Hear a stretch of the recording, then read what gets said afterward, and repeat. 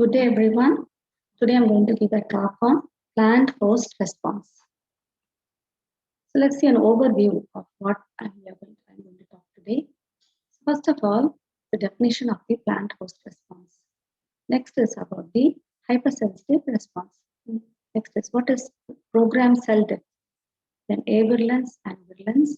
And finally, the race-specific resistance and non-host resistance. Let's start with the plant-host response. What is plant-host response? In this slide, you can see a description about the disease triangle. So disease triangle is nothing but it's a triangle in which the three sides are depicted by the three fundamental characters which are responsible for any disease to function, or the three fundamental characters which are responsible for the plant disease response. So here, if you see in the three sides of the triangle, if you see, one side will be the host. So the host is one of the three legs of the disease triangle. So the plant host plays an important role in the progression of the disease, as the response of the host can be broken by several different well-defined responses. So the host plays a major role in the progression of a particular disease. The next leg or the next side of the triangle is the pathogen. So pathogen and its response depend on the resistant nature or the susceptible nature or virulence or avirulence nature of the host, nature of the pathogen, or resistant or susceptible nature of the host, or the virulence of the or the avirulence nature of the pathogen. And the pathogen is very specific to a particular host. Third leg or the third side of the triangle is the environment, and this depends on the factors like the soil condition, temperature, humidity, that is very conducive for the pathogen, and it is vulnerable for the host. So this is the plant disease triangle. So you can see the three sides of the triangle. You can see one side you have the pathogen. So pathogen, if you take, if be a virulence pathogen, virulent, then example you have fungi, bacteria, virus, nematode, mycoplasma, and spiroplasmas. Then if you take the host, you have a susceptible host. This is for a disease, the disease nature. If the plant is resistant, that is different. So now the host is susceptible, and a host may be a crop or a cultivar or a variety. Then the environment, favorable environment. So these three should be in hand to cause a disease.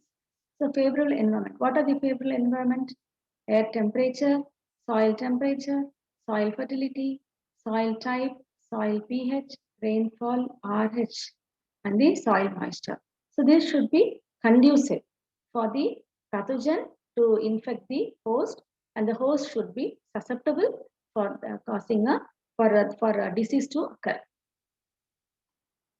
So this picture shows the plant pathogen interaction, and in this it is the various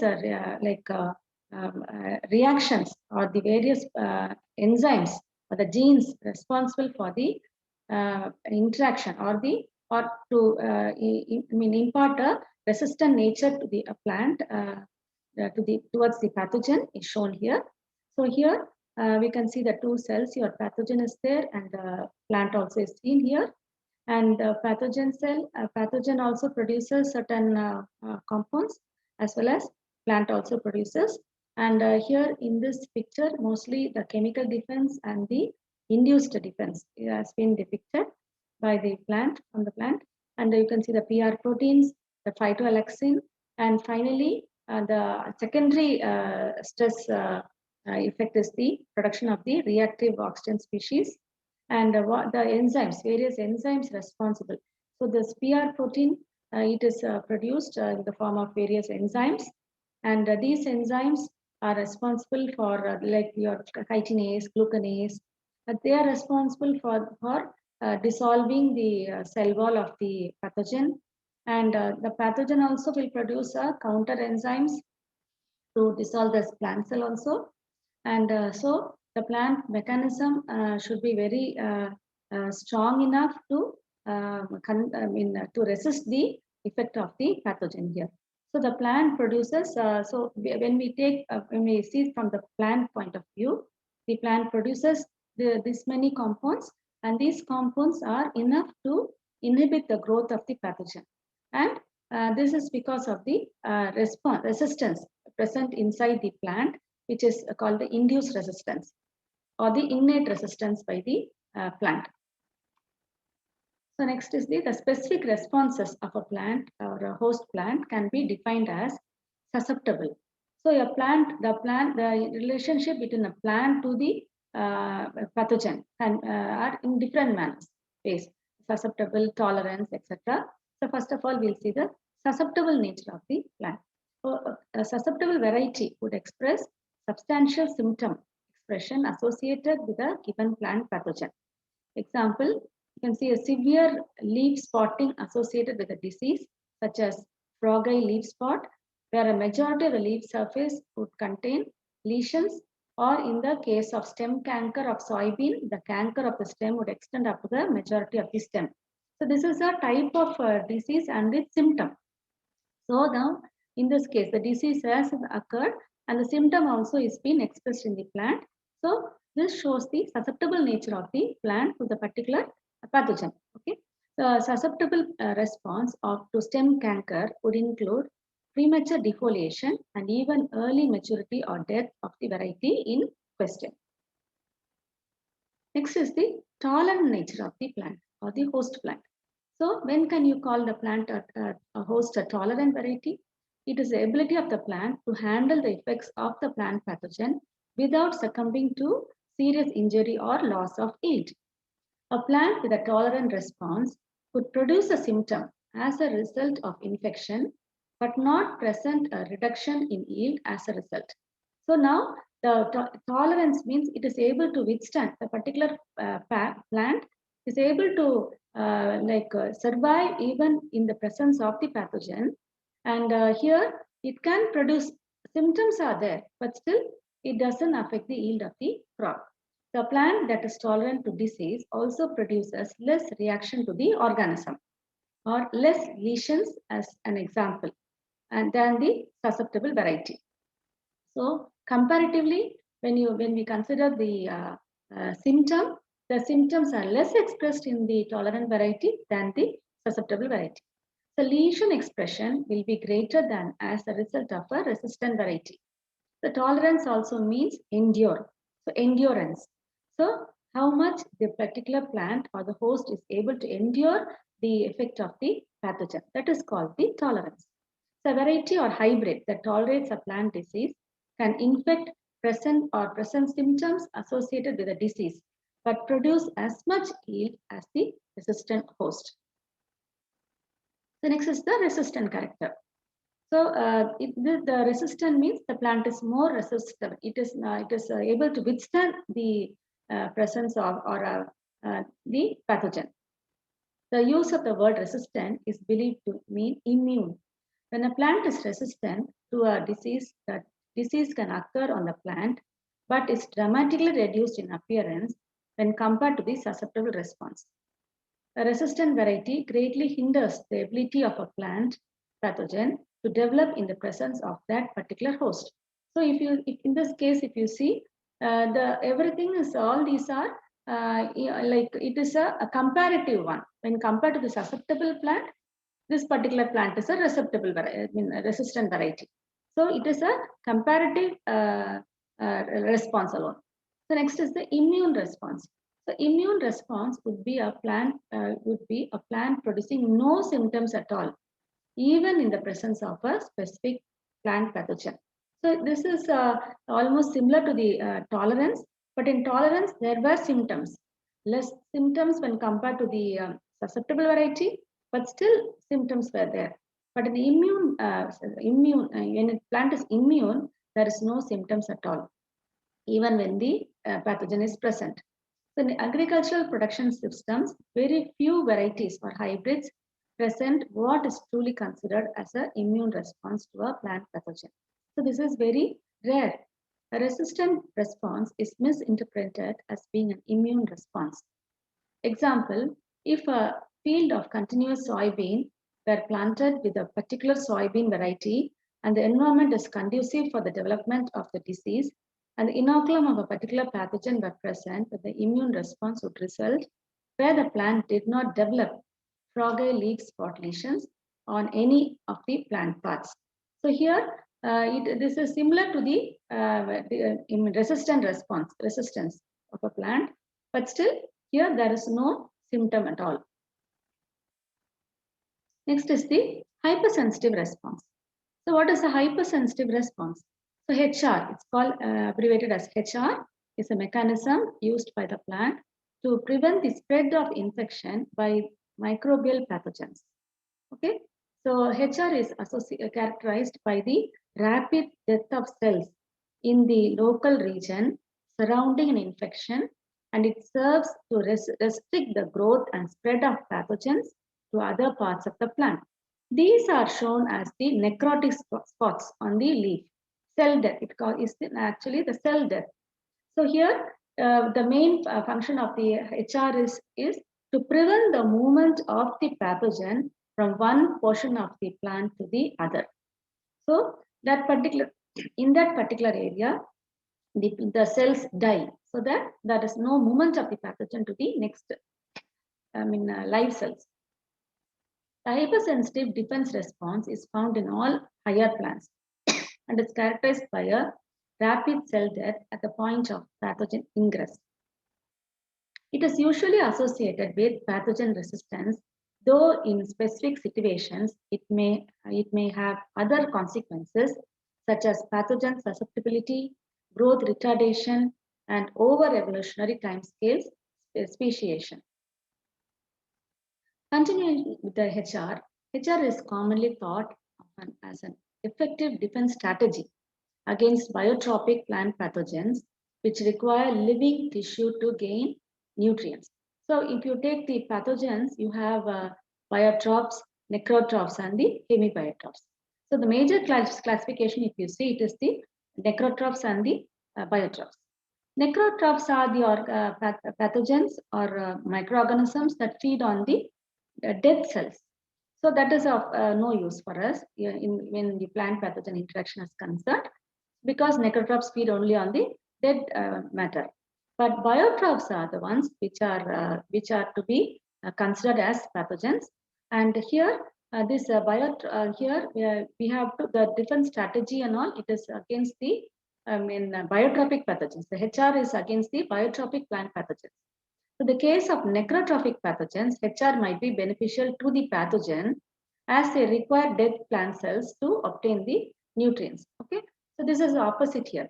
So in case of biotropic plant pathogens, the HR is responsible to cause the cell death in that, so that the pathogen movement is restricted. But in case of necrotrophic pathogens, HR, the necrotrophs need a dead cell for its survival. So HR is a must there.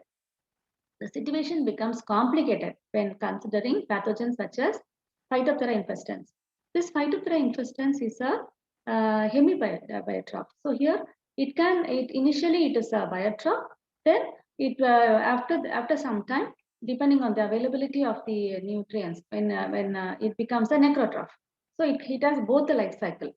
So in this case, this HR is not useful, because this Phytophthora infestans can survive in both the live plant cell as well as the dead cell. So the necrotic spot also is of no use for the Phytophthora infestans. So it is proposed that in the case HR might be beneficial in the early stages of the infection, but not in the later stage. So initially, when the Phytophthora infestans is actively growing, so and the plant cell also is alive now. In the initial stages, HR is beneficial, but later stage, when the HR causes necrosis, then the Phytophthora can survive. But by the time the Phytophthora infestans can be controlled to some extent, because it has been in the initial stage itself, it has been controlled. So here this picture shows the hypersensitive response. So here you can see the necrotic lesions here in the both the pictures here. All the brown spots are the hypersensitive cell death. And next is the programmed cell death or apoptosis. So this programmed cell death or apoptosis is the active process of cell death which occurs during the development and in response to the environmental stress conditions. So here in plants, PCD is essential for development and survival. For example, xylem vessels are dead at maturity. The cells that contain water and nutrient conducting system live to make strong walls. So this is this apoptosis or cell death. Cell death is a natural phenomena in the plant. I'll be showing that in the subsequent slides. So it's a natural phenomena, but there is something called this programmed cell death, which occurs for the control of the pathogen.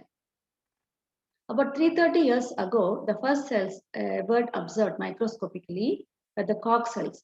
And the Koch cells, which is shown in this picture, Koch cells, they had actually undergone the PCD.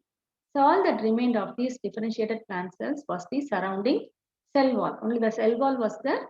So he centered all the cytoplasm and all the contents of the cell were lost. So plants also employ PCD in response to pathogens. This is a normal phenomena in any plant. So both xylem, which conduct water conducting cells, and the phloem, the nutrient conducting cells, undergo autolysis as they differentiate in and mature. So this is a normal type of cell death. This occurs for every living organisms. Plant can recognize certain pathogens and activate the defenses called the resistance response that results in the limitation of the pathogen growth at the site of infection. One characteristic of the resistance response is the induction of a localized cell death response, the hypersensitive response or the HR at the site of the infection. So next we'll be seeing how the HR is related or HR and the PCD are related in case of the disease or the when the pathogen is infected the plant. The HR is important for limiting a pathogen's nutrient supply since the dying tissue rapidly becomes dehydrated. So previously also I've shown you the HR is caused to restrict the movement of the pathogen to the active or the live cells or the very healthy cells.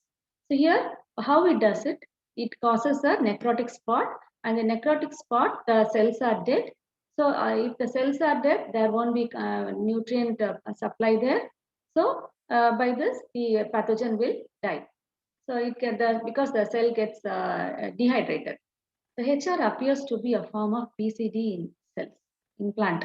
Okay. So during the disease or during the pathogen invasion, the HR appears to be the form of PCD in the plants or the host plants. So firstly, the appearance of HR is genetically controlled. Secondly, the purified HR inducing factors from pathogens called harpins will not induce the HR unless the plant tissue is transcriptionally active. HR inducing pathogen will not cause the HR if protein synthesis is blocked in the plant.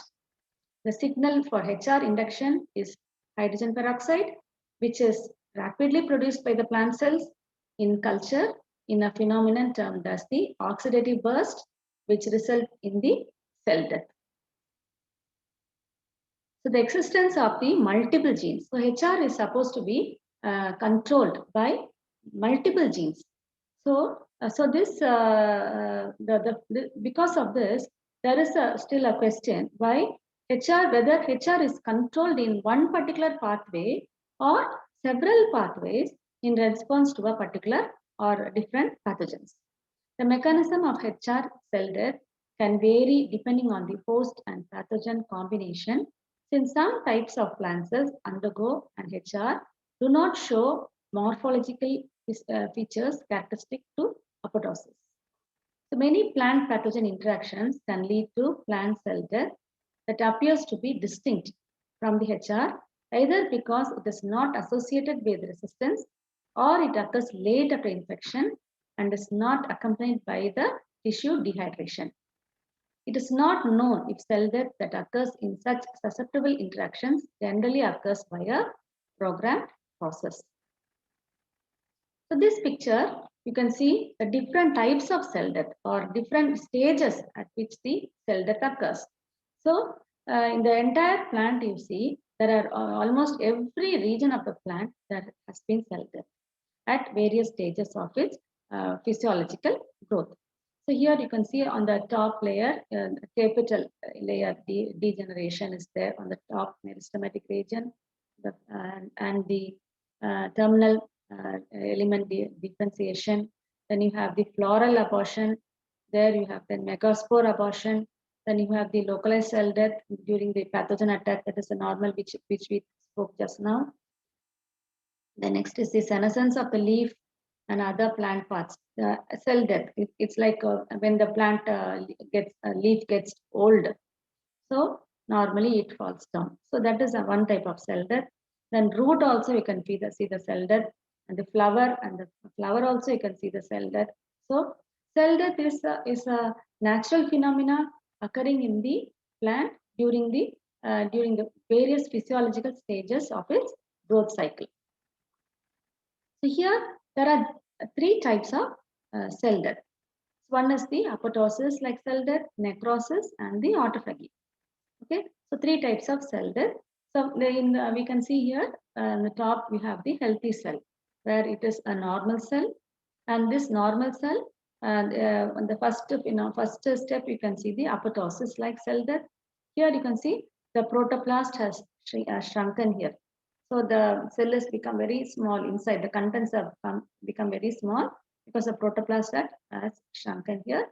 Cytoskeleton bundles and foci and the DNA cleavage also occurs here. And next is the necrosis. Here you can see the cell wall is weakening. It is already broken in many places. Plasma membrane fragmentation, then vacuole is fragmented here. Then finally the cytoplasm leakage occurs. Then autophagy, here vacuole expansion, you can see the big vacuole here, vacuole expansion. Then tonoplast ruptures, then cytoplasm is disappeared here.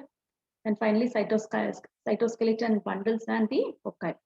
So these are the three stages or three types of cell death normally occurring in all living cells.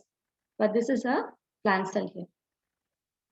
So here you can see during stress condition that these three types of cell death are occurring. Here you can see when the ROS or reactive oxygen species is being produced, when it is there present in the cell, when the depending on the amount of ROS, or you can consider it's a mild stress or a moderate stress or a extreme stress. When it is a mild stress, you can see it leads to autophagy. Then when it is a moderate stress, it has led to the apoptosis. In extreme stress, it has led to the necrosis.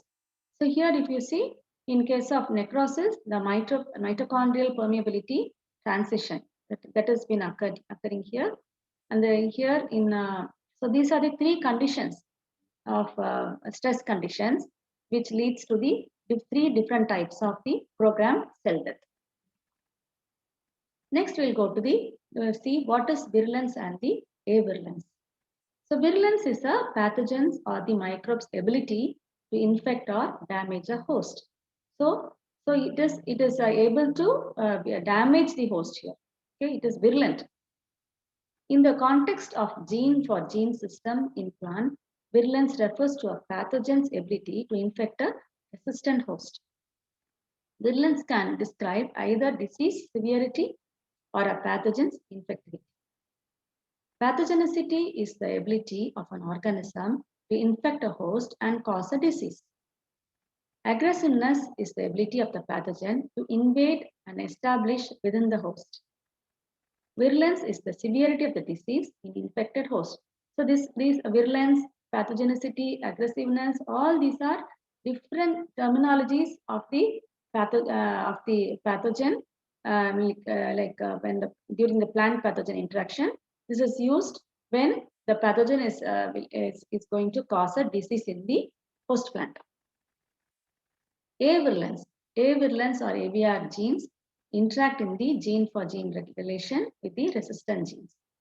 So here, in case of the plant pathogen interactions, these AVR genes are the where we study more on, or we concentrate more on this AVR genes present in the pathogen. So interactions between pathogen AVR proteins and the plant R proteins are the crucial one to study the plant pathogen interactions. A-virulence genes are defined as genes of the pathogen that govern its specific recognition by particular plant genotypes.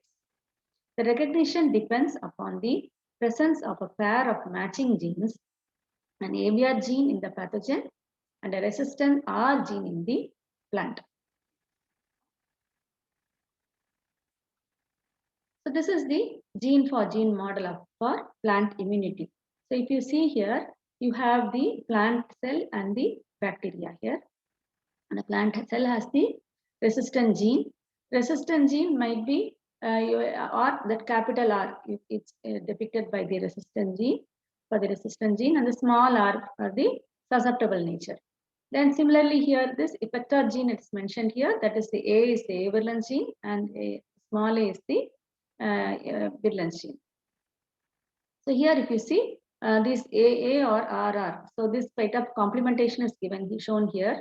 So you can see if both R, capital R and capital A or A-virulence gene present in the pathogen and the resistant gene is present in the host plant, then the plant is resistant.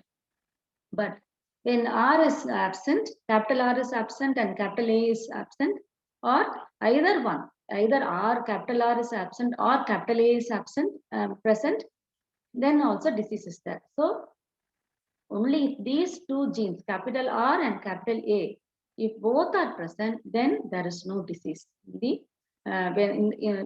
Disease doesn't occur at all. Plant is supposed to be a resistant plant. So here down we can see the same. It is depicted more elaborately. So you can see the pictorially depicted one here. So bacterial is the plant is also shown here. And this effector protein in the form of A-virulence gene product and the resistant protein, the resistant product. The resistant product is produced by the plant and the A-virulence product is produced by the bacteria. And the first case, that you have the four cases here. And the first one is the resistance. So resistance, in that you can see both capital R and capital A are present. So the plant is resistant.